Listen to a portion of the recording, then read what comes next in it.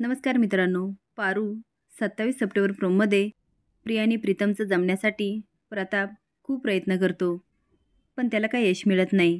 आता साखरपुड्याची सगळीच तयारी होते आणि प्रीतम अगदी लगबगीने तयारी करत असतो. आता प्रियावर ती एवढी सुंदर दिसत असते की प्रीतम तिच्याकडे बघतच राहतो. पण काही केल्या पाहुणे मंडळी काय येत नाही. आता आबा घाबरून म्हणतात, काय झालं? हे लोक अजून आले कसे नाही? आता प्रीतम प्रियाच्या सुखासाठी प्रार्थना करतो, तर प्रिया हा साखरपुडा तुटण्यासाठी. आता पाहुणे मंडळी येतात. आबा अगदी त्यांचं छान स्वागत करतात.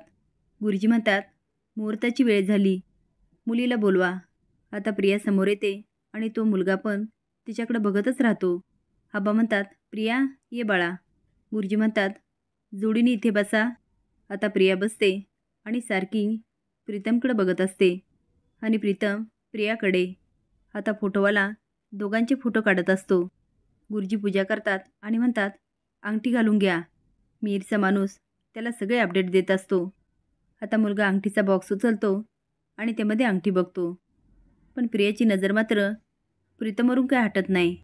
तो मुलगा प्रियाचा हात पकडतो, तरी प्रियाचं लक्ष नसतं.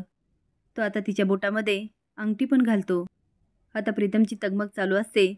तिला सांगण्यासाठी काय करावं हेच त्याला कळत नाही. गुरुजी प्रियाला म्हणतात, मुलाला अंगठी घालून घ्या. पण तरी पण प्रिया प्रीतमकडेच बघत असते.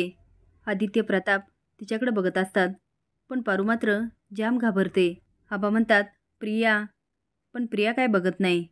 आता आबा बघतात, एकटक प्रिया प्रीतमकडे बघते आणि त्यांची पण बोलतीच बंद होते. तिचं वागणं बघून मुलाचे आईबाबा एकमेकाकडे बघायला लागतात. तुम्हाला काय वाटतं? आता प्रिया साखरपुडा मोडेल का? हे कमेंट बॉक्समध्ये नक्की सांगा. नवीन अपडेट जाण्यासाठी लाईक आणि सबस्क्राईब करा.